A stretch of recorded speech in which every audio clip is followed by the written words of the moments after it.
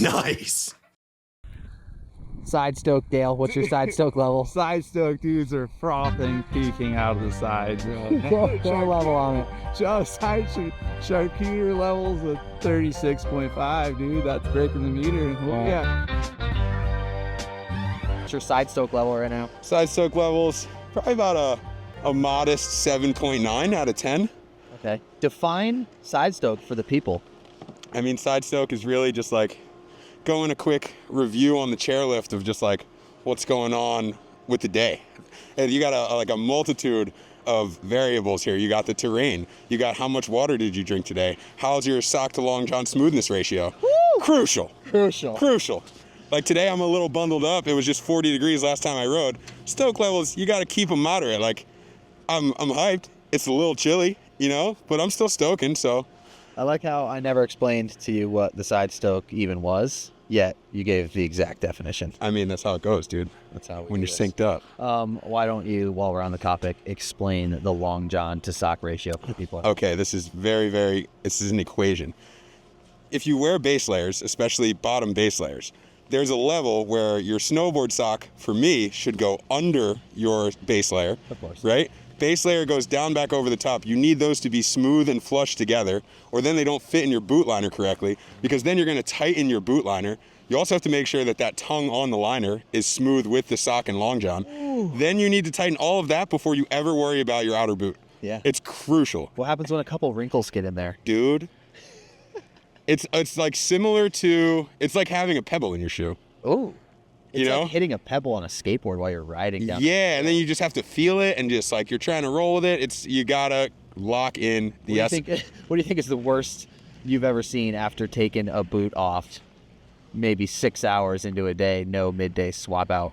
I mean, I do. When I was like in my 20s here and stuff, when we first lived here, I'd like be like hung over from the night before. I'd literally take my boots off and be like, bro, you were wearing ankle socks all day? I'd be like, I didn't even know I had ankle socks on. No, you should have seen, maybe you did see the video that I had to make of how to put your snowboard boots on for beginners after seeing Niso really try to put boots on in New Zealand. And I was like, you're joking, right?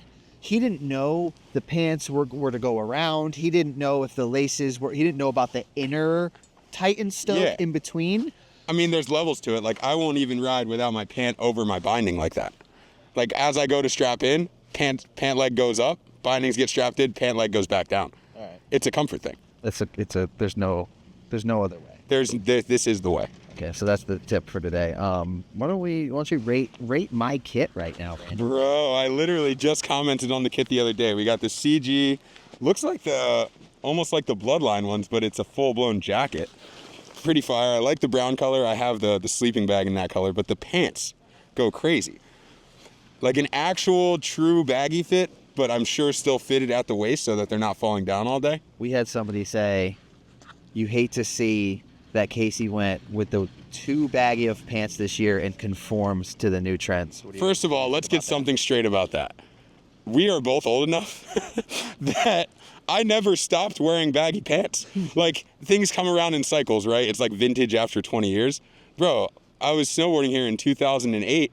You were either wearing baggy pants or you were wearing basically women's snowboard pants. Bro, can we run up the Torstein replication kit? Oh, yeah. 2010? The Tall TC's video? No, at North Star? When I was here at Mount Snow 12 to 14 years ago, in the full DC literally kit. wearing the baggiest stuff and just spinning to win. Front flipping the trap box. Bro, I'm pretty sure the pants were outside the highbacks at that point. I think so. Over. Yeah. I was full early 2000s vibe. Yeah, you were. And I was actually listening to the. What about the clap in the video? We won't even. So actually, there's a couple things that I do regret looking back at footage over the past decade, and some of the times I regret is my banger tricks were done with a little too tight of pants. Now I look at them and I'm like, bro, were you really repping that kit for 2 years? Yeah, that's tough. And also the clap, of course. The clap was tough. Yeah, not the clap, but the clap. It's almost the same thing. I mean, couldn't be more similar. Yeah, I mean, that was both rough. Are ruthless.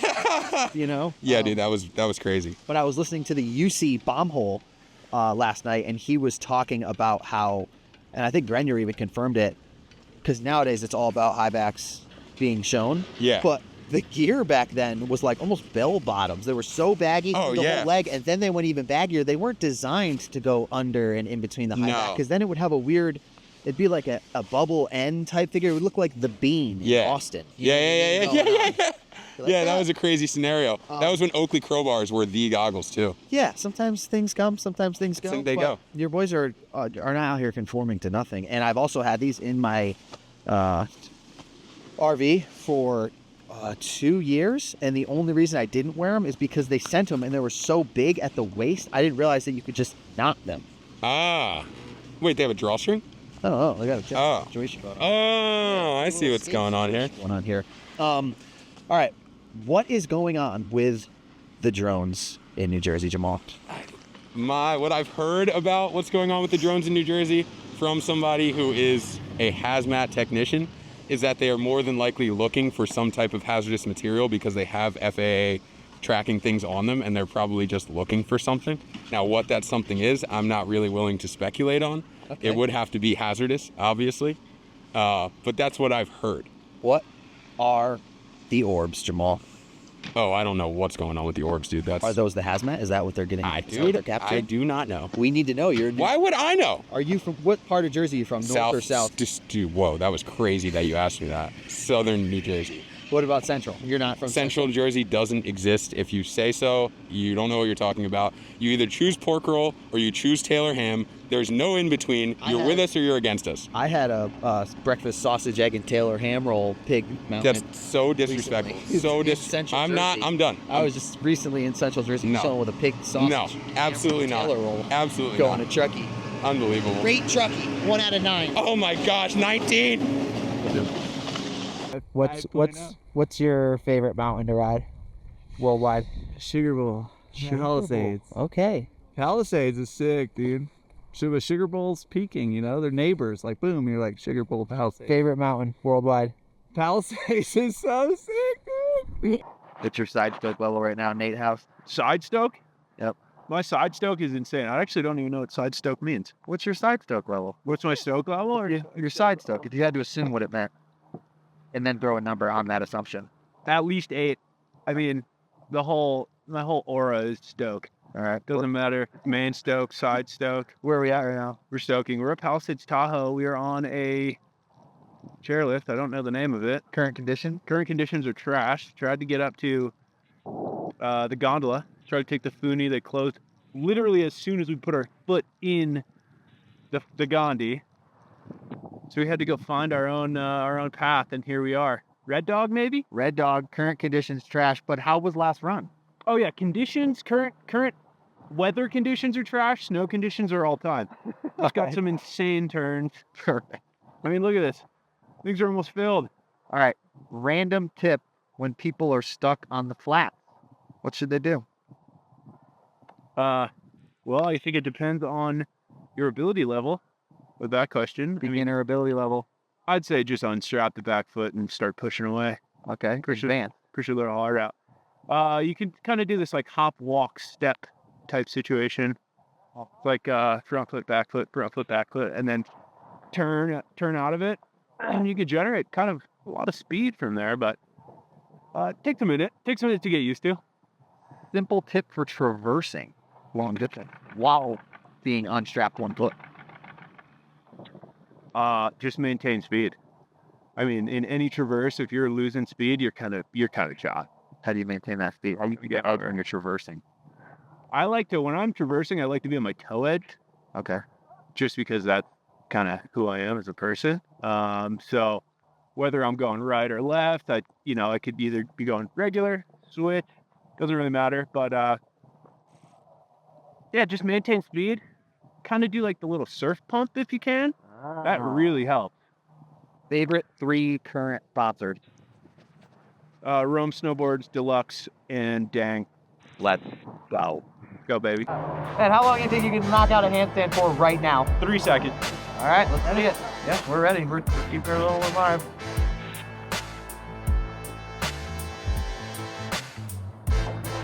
One, two, into the worm. We'll count that as a second. He nailed it.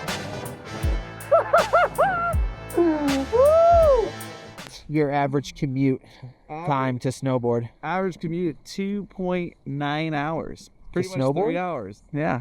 All right, that's gnarly. Including the boot on and the East Coast or West Coast? West Coast. Yeah, that's from the bay up. Surfing or skating? Surfing. Surfing is by far the chakra of the charcuters. Okay. Yeah. Favorite chairlift you've ever ridden? Mount Bohemia, dude. To the hot tub. Just any chairlift? Any chairlift. Mount Bohemia, dude. That little two-seater run off a Chucky motor. Okay. All right, what is a revert, Jamaal, and when is it applicable? Oh man, so this is a deep one because like a revert is if, say I go to do front lip and I'm gonna land switch, like front lip same way, right? Front lip to fakie. Front lip to fakie. Thank you for the correction. So say I try to go front lip to fakie. I just posted a video of this the other day. Let's say you go. We don't try around here. Okay, so I go front lip to fakie. As I'm landing fakie, I either feel like I'm gonna catch my edge or for whatever reason, I just decide to pull it back. That can be acceptable if done on purpose. It's like a pull shot. Like you have to call your pocket. If you know that you're trying to revert, or calling glass in basketball if you're gonna bank it in. If you know that you're gonna revert, then the revert is just steez. But if you unintentionally revert, it's really not a complete trick. It's almost like not making the end of a surf air by not standing up on your board. What about the people who somehow there's actually nothing that they were going for, and what ended up happening was it's not an accident, but it wasn't on purpose type revert. Yeah, that's tough. If it's not purposeful, then it's a revert. The trick is incomplete. Okay. Now there's another type of revert though. This is what I was gonna Yeah, I figured this is what you're asking. Now, if I do go front lip fakie, I go bolts front lip fakie. There's another feature. Yeah, you 30 yards away, right? And I decide in between features, I don't want to hit this feature switch. Why? Because I'm scared. Aw. Yeah, so you just sack up, you ride, switch between the features. You have to do the next trick switch, because if you were to switch back around in between the features, you'd be reverted. Oof. And it's like, we all want to be, if you're a fundamentally sound snowboarder, you want to be able to have a level of comfort doing everything regular and switch. And at least have some trick that can link your line together that you can do switch, even if it's just a cav one on, so that you head into the next feature regular again. You have to do a trick to get there. It's pretty much a tell-all that you can't hit that next feature switch. Like you're pretty much 100%. like, if you see someone do a blunt to fakie, and they're coming in switch, and they kind of do a little revert over, it's like, you don't have a switch trick on that. It's that tone of voice right there is what is going on in their head. Yeah. They're riding to it, and then they go, yeah. And also, that is okay at first. Which is You know fine. what I It's like, if you're mean? learning tricks, do it but the goal is to get to a point where you have tricks in a line that you can link together that you don't have to revert. So we all want to be contest riders, you're claiming? I mean, even it's just a flow thing, man. Like, all of these sports, like, you're allowed to do them however you want. That's what style is.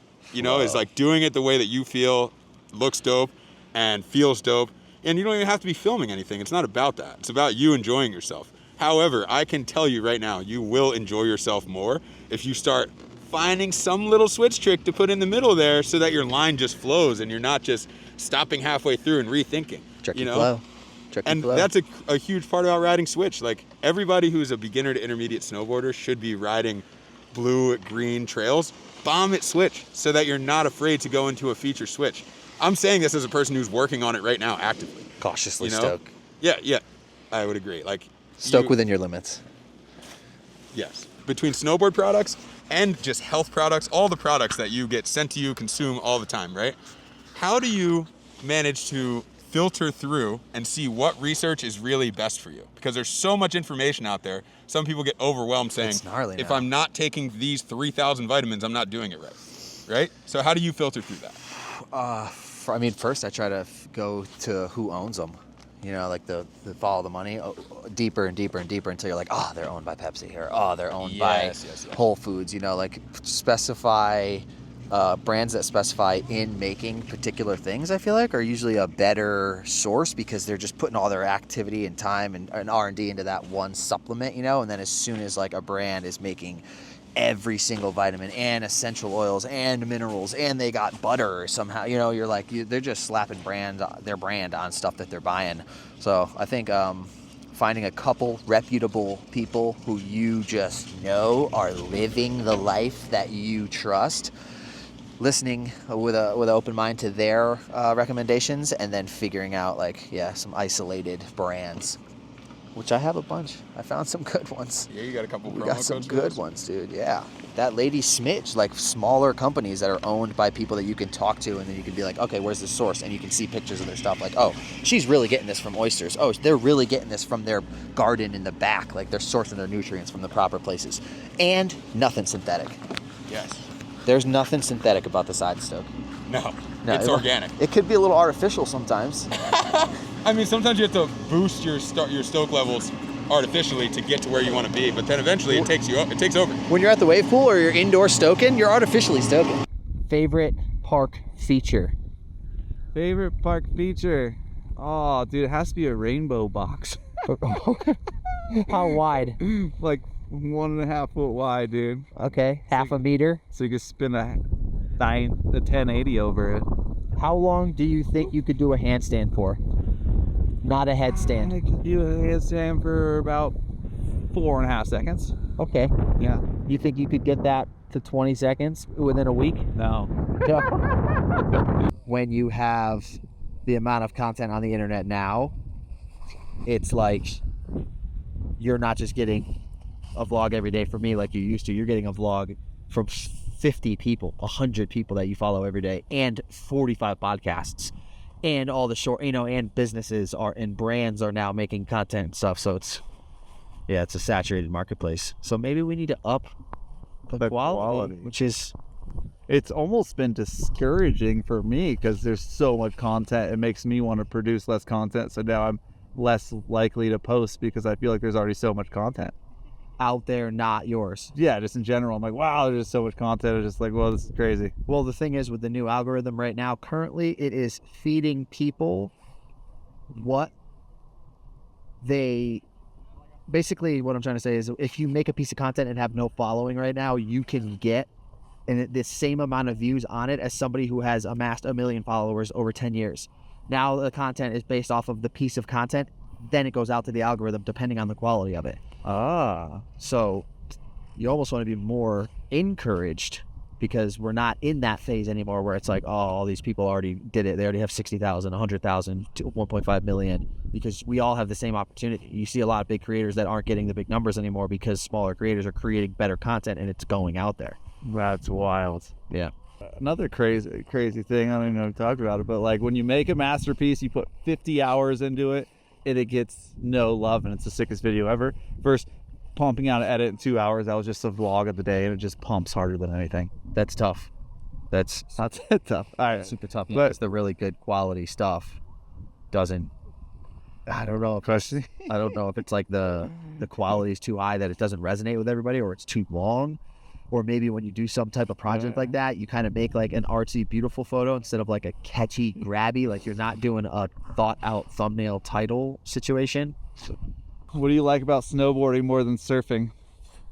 How much you can do it.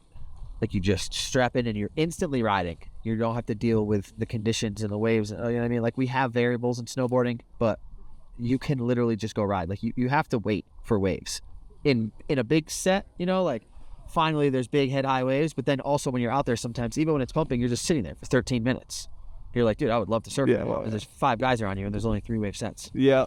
So I like the fact you could just ride with the boys. Yeah, but then it's like the reason that surfing's so sick is because you get that one really good wave and it feels like your whole POW day. Yeah. So you get so much more out of it. This like the riding time, so much more riding time. So much more riding time. The POW is like a little bit toned down from how good surfing feels, but you get it for such an exaggerated amount of time. Yeah. That was long. All right. Where's your favorite place you've snowboarded? For powder? For powder. Japan. Japan for sure. And what you mentioned earlier in the U.S. I like that. Which you want? Good. Would you rather go downhill mountain biking or skateboarding? Skateboarding. I need a skateboard. Oh my gosh, we're 1,000 feet in the air right now. We're putting the bar down. That was holy moly, and I'm like leaned back. I just... All right, Dale, when's the last time you got pulled over by a cop? Pulled over by a cop? When was the last time I got pulled over by a cop? oh, this summer I didn't get, it was like a minor pullover. Like I don't even know if you would call it a pullover, but I was passing this cop and we just like, we were going slow on a dirt road and we gave each other a nod and I was like, oh, and then he backed up to me and he's like, you're the overstoker. Wait, are you serious? And I was like, Wait. No way, dude. Are you serious? I helped that same sheriff on a fire the previous year, and he followed us on YouTube, and he is now one of the boys. And that was one of my last cop interactions. God, all right. I need to break this down because did he know that it was you and that's why he pulled out because you waved and he recognized you? Yeah. So Okay. well, it's not a pullover. Because I have a theory that if you hit the wave to the cop and you get a solid man-to-man nod with an open-fingered high-five wave passing by, you're in the clear. You could literally have a padiddle. You could have, you know what I mean, expired tags. But if you get the confirmation nod, you gotta. good. Yeah. All right. Thoughts on getting into the backcountry more this year? I love that. That's all I think about every single day. First of all, no crowds. But the safety thing is so gnarly and I think way too much. So I won't do it unless I do it the correct and safe way. And so we need to just, unfortunately, make a plan. We need to figure out when they do the backcountry courses and we need to go through it. And I need to have a bunch of the homies that I'm going to be out there with also do it because as good as I get, if I rock with the homies right now that I'm friends with, we're all going to die. Or at least I'm going to die because they don't know anything. So until myself and people that I know all together like are passionate and learn the right ways of the same thing, I ain't going to do that shit without a guide and beacons and a little training before the guide, like the heli trip we did or any of like the sled stuff, is because we have people that are all trained around and we have like guides with us that's what and I'm they waiting don't for. even go to areas that are dangerous. So that's my thoughts on that. But I would love it more than anything. We just got to need a little structure and we got to make that happen. I got it. I just took that last run and I was like, wow, we need a untouched, just like soul. Yeah, in the because we show up at 11 o'clock at the resorts on a pow day and it's all chopped out. We're like, this is fun. And we have good little stashes, but we should just be hiking in the backcountry for an hour and get like 3 to 8 of the 6 turns of the week of our lives. What's a goal for 2025? I think all around health. I think we're going to bring back Year of the Cuerpo. Year of the Cuerpo. I think I fell off this past Matt 3 years. always did. I did. And I was like, I mean, when we were in Europe, me and Jack were so on it. Well, And I feel like I just want to get on it consistently. I don't even want to get crazy. I don't want to do gnarly, like crazy workouts and, need power through. I want to just make subtle things consistent. Like maybe like the 2 workout things, like maybe like partially the 75 hard and every day, but just have it be so chill where it's like you have to go on a walk every morning and you have to meditate before you can do any type of coffee and commit for the entire year. 10, 12 checks in a box, wake up, fucking check a couple boxes, knock out a couple things for yourself, then murder your day for everybody else. Yeah. All right. Cuerpo. How long could you do a handstand for right now? First try or? First try. Phew. I feel like I'd bang out 11 seconds 11 seconds. Yeah. All right, let's see it. right now. Right now.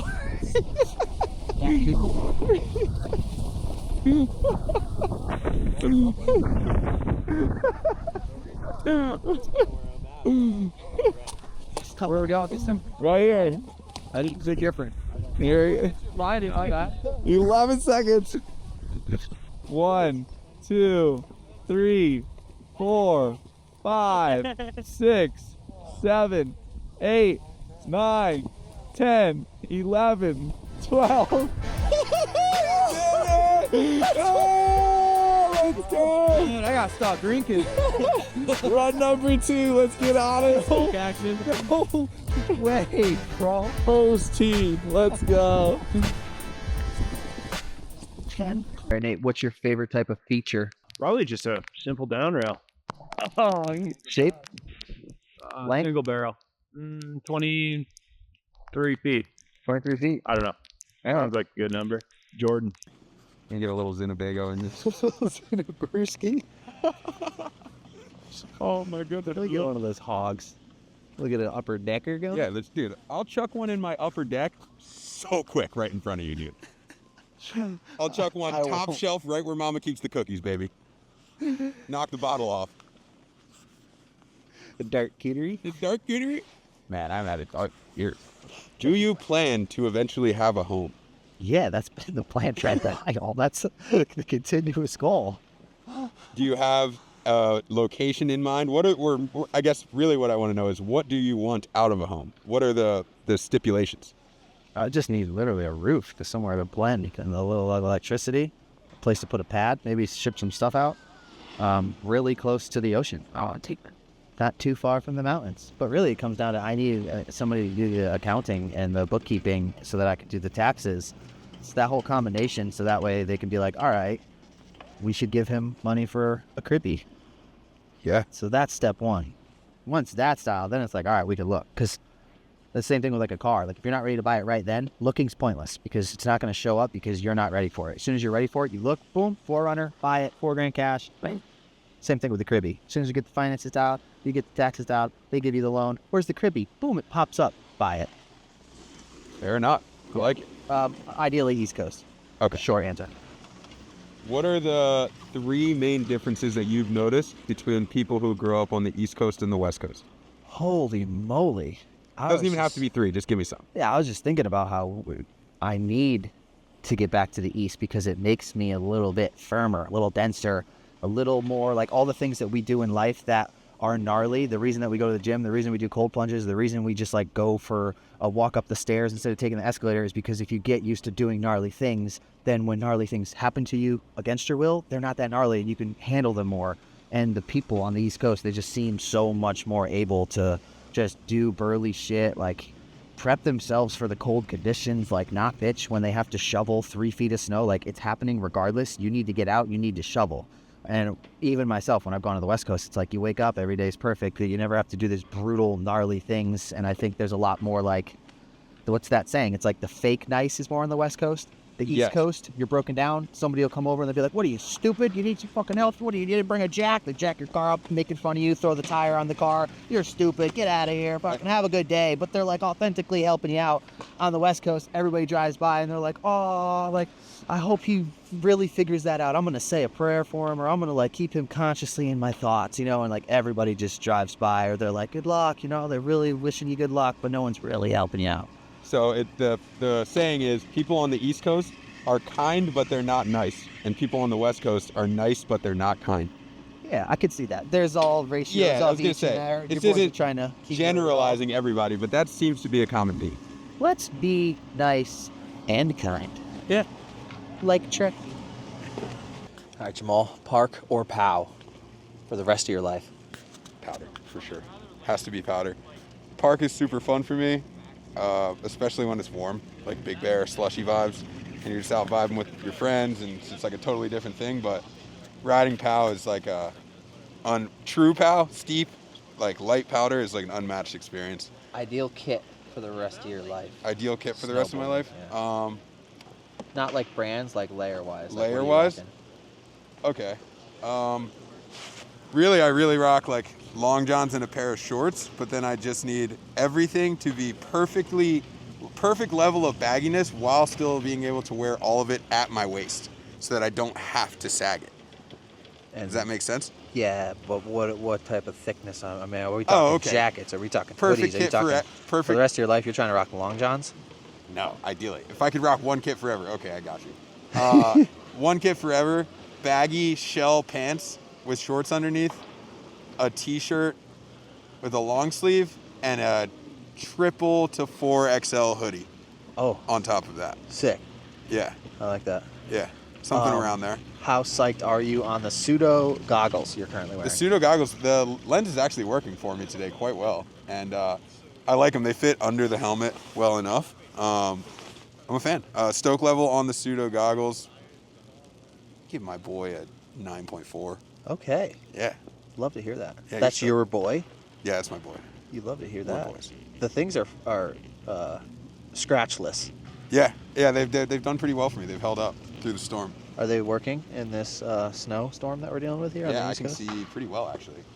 Perfect. Favorite feature currently at Corinthia? Favorite feature currently at Corinthia would On have Gulch. to be probably that first down tube. I board slid it the first run, and I board slid it the other day. And you know, I've always had a problem with like coming up urban style to a feature and actually hopping into a proper board slide, not going over the top or anything like that, or any kind of like ride-on scenario. And the lip is built so perfectly to just put you smoothly into the trajectory of the rail. You can look right down at the end of it, get in, get out. What do you consider your snowboarding level? I would say in between intermediate and advanced. I would say I've stepped past intermediate where like I can ride pretty much any terrain that I really want to. There's always going to be things that are still a challenge for me because I haven't reached that advanced to pro level of snowboarding. But there's so many things for me to work on, like the reverts and being able to ride switch better, coming into jump switch, coming into rail switch. So it's I'd say intermediate to advanced. It gives me plenty of room to grow. So as an intermediate to advanced rider, what is something going through your head that helps you commit to the first time going sideways on a rail? You 50-50 it, you think you're good, but you don't really know if it's sliding sideways good enough or not yet. Like what's the ideal rail or the mindset to turn the board 90 degrees? The mindset for me... Specifically, 90 degrees. Correct. No zeeching. The mindset for me lately has been to attack the feature. Don't let the feature just happen to you. Holy, like, I love that. As you go up to it, yes. Go at it with intention. And aggression. And exactly. I watched old clips of myself where I'd literally be coming off of the lip, already kind of on my heels, and then as I'm in the air, I'm like, do I want to put my board down? I'm not really sure. Squeaky, you have to just commit, get your weight down, engage your core, and just hit it with intention. Oof. Don't let the feature happen to you. Hit the feature. Everything about that I enjoy. One thing about the vlog that you don't enjoy. Oh man, that's tough. Or that you think could be improved, better, or whatever.